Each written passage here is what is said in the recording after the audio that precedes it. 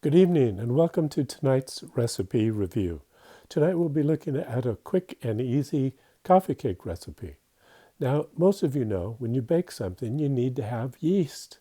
Well, yeast has been so darn hard to find now. Lately, we were really pleased when we found something that would help the baked goods rise without the yeast. That something is called self-rising flour. This particular brand of self-rising flour was from Kroger.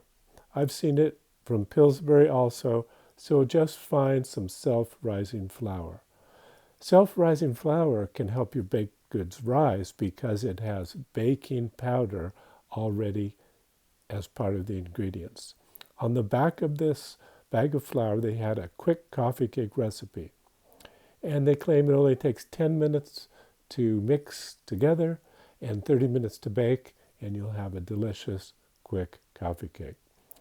Check out the directions. Preheat your oven, beat together your sugar, butter, and egg until light and fluffy, blend in your milk and vanilla, and then stir in the self-rising flour.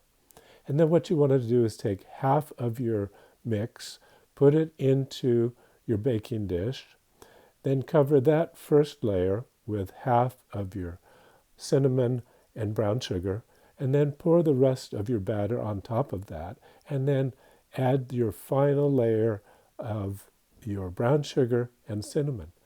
Bake it for 30 minutes, and there you have it, the delicious, quick coffee cake.